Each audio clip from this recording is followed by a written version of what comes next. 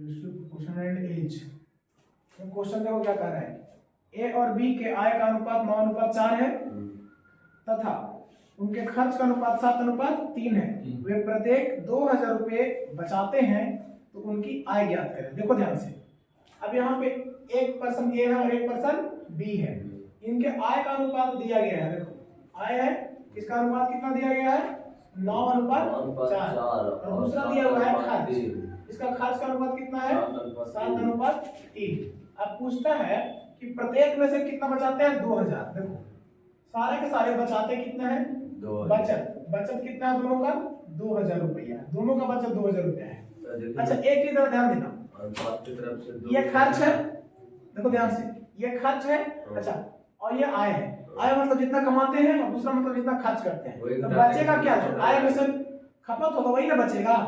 देखो यहाँ पे ऐसा कर सकते हैं, हम लोग देख रहे हैं यहाँ बचत कितना होगा 1 रुपए का होगा, 1 का और यहाँ 2 का। तो ऐसे क्वेश्चन में बताया था कि ऐसे नहीं बनता है, क्या करेंगे इसको, क्या करेंगे एक सेकंड इसको ध्यान दो, इसमें 1 हो रहा है अंतर, इसमें 2 का हो रहा है अंतर, तो ऐसे तो काम चलेगा नहीं। कल ही देखे थे जब ऐसे अलग अलग अंतर हो तो आप क्या बताए थे कि यहाँ का अंतर ज्ञात करेंगे और यहाँ का अंतर ज्ञात करेंगे। यहाँ का अंतर कितना है 4 अंतर है और यहाँ अंतर 5, और उसके बाद बताए थे कि एक नया अनुपात बनेगा ना, एक नया जो अनुपात बनेगा उसमें आय कुछ अलग आएगा, खर्च कुछ अलग आएगा।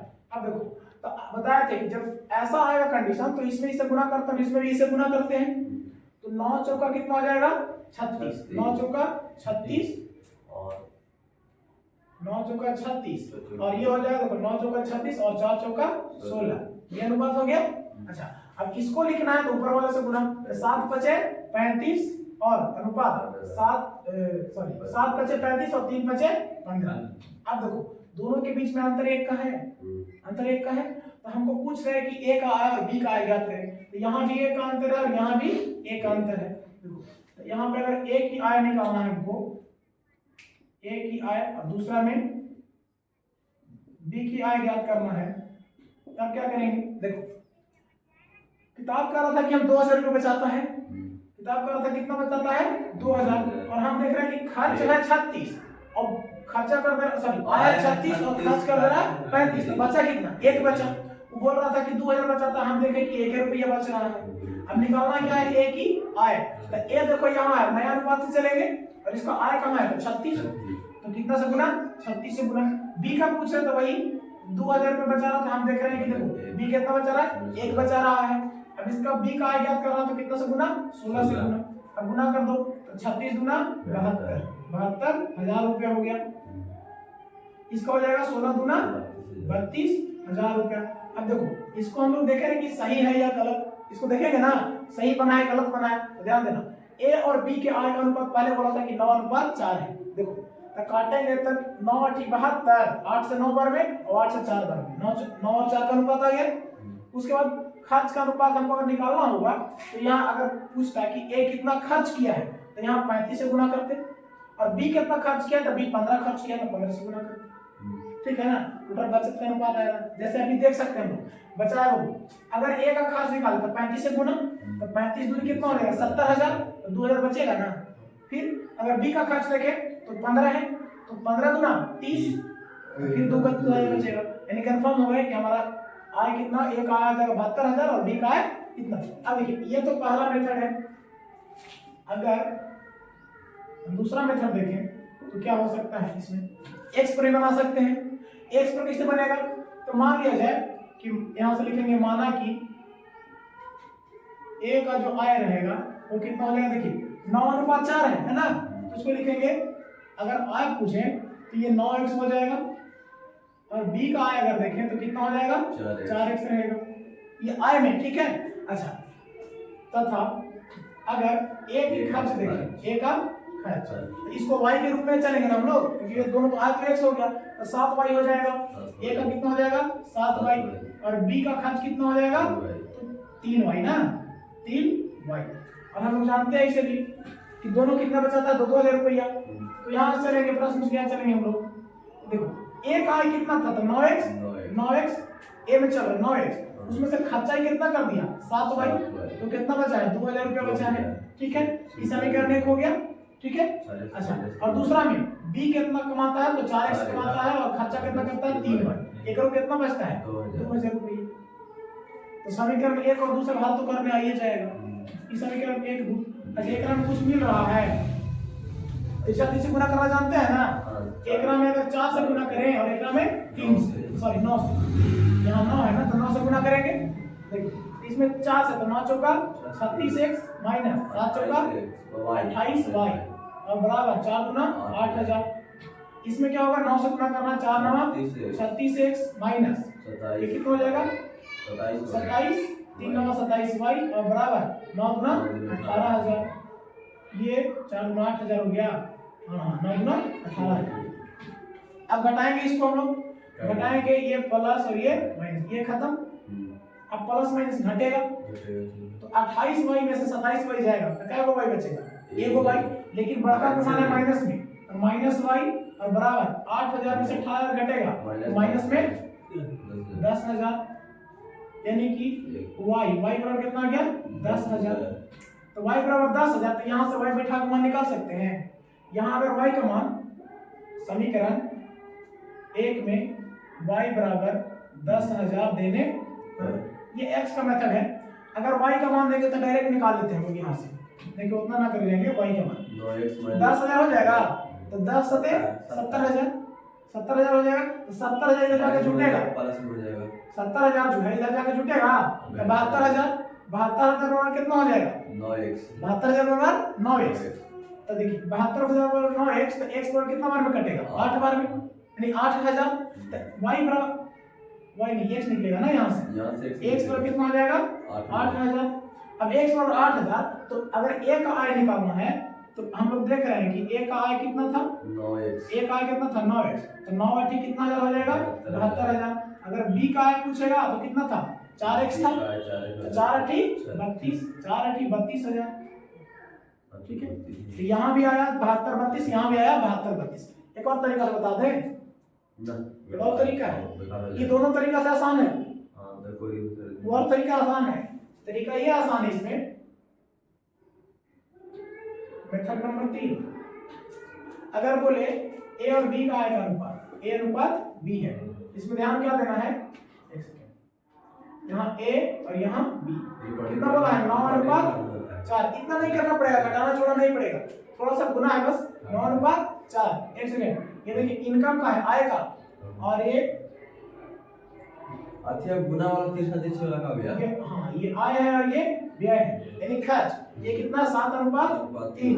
अच्छा अब अगर आय में से व्यय को घटा तो बचत बचेगा ना। अब बचत कितना हो जाएगा 9 में 7 यही से घटाना नहीं है, एक और 2000 रुपया बच रहा है और इसको भी कितना बच रहा है 2000, ऐसे डायरेक्ट लिख देना है। ठीक है, एक अब क्या करना है, इसको में इससे गुना करना है, इसको में इससे गुना करना है, फिर इसमें इससे गुना करना है, इसमें इससे गुना करना है। अच्छा तो ये 7 में 2000 से गुना करेंगे तो 7 गुना कितना आएगा 14000, इसको ऐसे रख देंगे हम। ठीक है, उसके बाद 3 गुना 6000। ठीक, उसी प्रकार अब इधर तो लिख दिया, इसको गुना करके इधर लिखेंगे हम लोग। ठीक है, तो 7 चौका कितना हो जाएगा 28 और यहाँ कितना 9 दिया 27 होगा ना, होगा। हमको निकालना है a की आय, क्या निकालना है a की आय और यहाँ b की आय निकालना है। देखिए तो a की आय यहाँ रुपया में है, अनुपात में ऊपर वाला अनुपात को नीचे वाला रुपया में, तो रुपया का अंतर कितना है देखिए तो रुपया का 8000 है, 814 8000। अच्छा तो रुपया का अनुपात है 8000 और अनुपात में यहाँ कितना अनुपात है a और b का, एक आ रहा है, तो एक से गुना, एक नीचे भागा में और गुना, a का आय निकालना है तो a का आय कितना है 9 है, तो 9 से गुना तो कितना आ जाएगा 8 9 डायरेक्ट 72000। ठीक है, अगर हमको यहीं से b का आय निकालना है तो उसी प्रकार से यहाँ अंदर कितना है 8000 का और ऊपर में अंदर कितना है 1 का, और b का आय निकालना तो b का आय कितना है 4, तो 8 चौका 32 4। अब जो मेथड से बनाना है वो मेथड से बनाइए, जो आसान लगे। देख रहे हैं एक क्वेश्चन का कितना मेथड, EX वाला मेथड हो गया, वो वाला X वाला मेथड पहले बचपन में सीखे वाला है। ये वाला है कि थोड़ा सा इसमें घटाना पड़ेगा, ये नियम पहले बताए थे, और ये नियम उससे भी आसान है, गुना करके डायरेक्ट और दोनों ऊपर नीचे घटा करके आंसर। ठीक है, तो ये क्वेश्चन नंबर हो गया 1, इसको आराम से लिखिए। तीनों नियम जो भी आसान पड़ेगा वो लिखने में काम आएगा। ये भी देख चुका।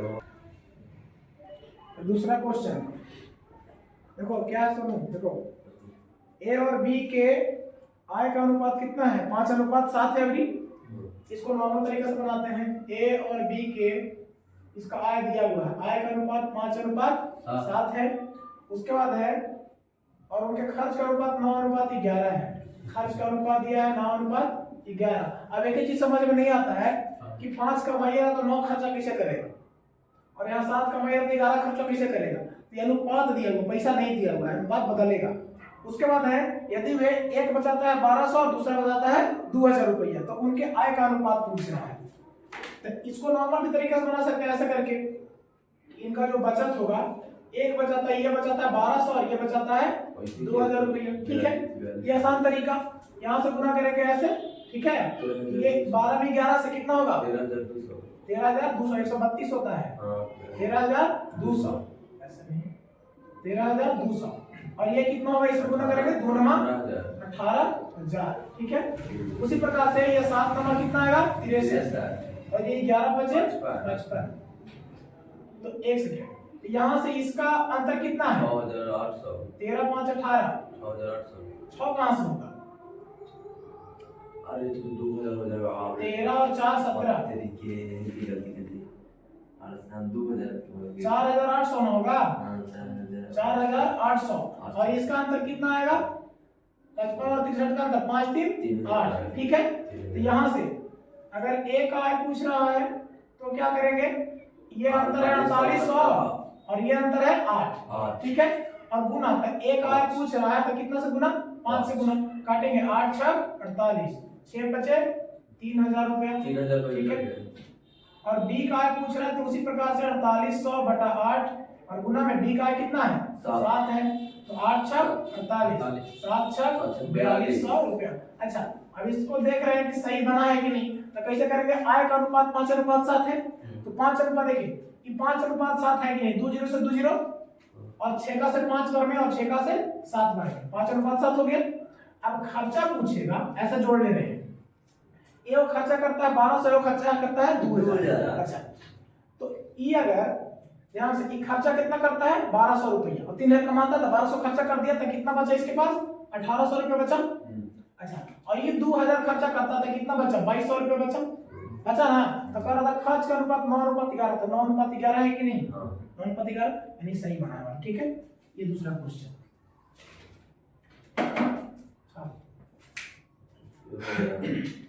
छाप लिए, ये बना लिए है, ये तो आदमी आधे कर रहे हैं, हो जाएगा। बिठा दें, ठीक है।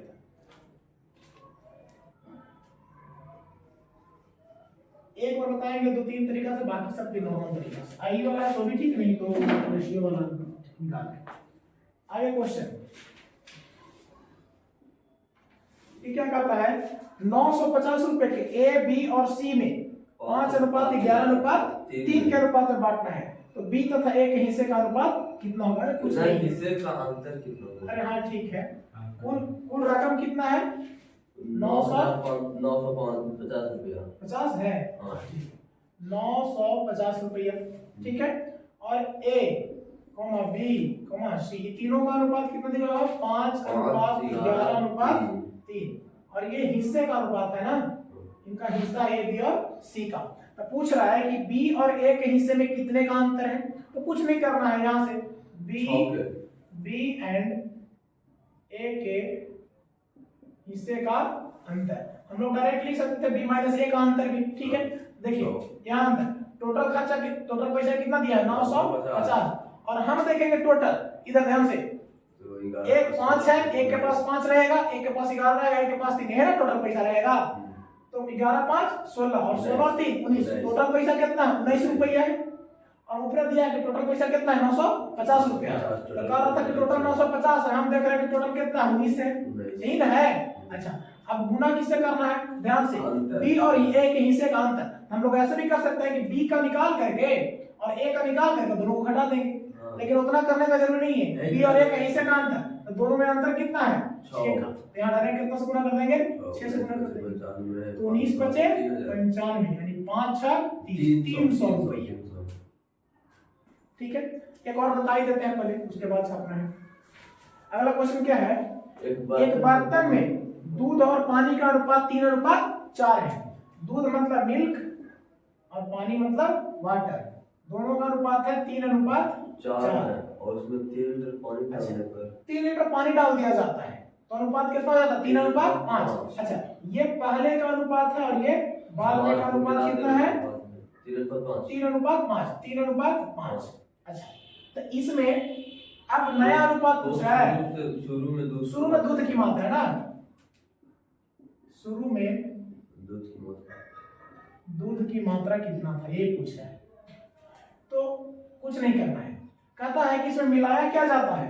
3 लीटर पानी। देखिए एकरा में होता था ना कि यहाँ अंतर 0 का है, यहाँ अंतर 1 का है, तो हमको पहले क्या करें, पहले बराबर कर लें। तो नहीं, बराबर करने का कोई जरूरी नहीं है, इसलिए जरूरी नहीं है कि यहाँ पे बोला है कि पानी मिलाया जाता है, तो सही बात है, दूध तो सेम है, खाली पानी ना मिलाया जा रहा है, डायरेक्ट इसको सब कोई मतलब ही नहीं है, ठीक है। शुरू में दूध की मात्रा तो बोल रहा है कि कितना लीटर दूध मिलाया जाता है? 3 लीटर पानी, सॉरी 3 लीटर पानी, और हम देख रहे हैं पानी कितना मिलाया जा रहा है? 1 लीटर मिलाया जा रहा है। तो शुरू में दूध की मात्रा कितनी थी? 3 लीटर, और 3 से गुना कर देना है, तो 3 दिया 9 लीटर, यही आंसर हो गया बस, ठीक है। एक और क्वेश्चन है सिक्का वाला, तो वो इसके बाद बताते हैं, पहले इसको छाप दीजिए।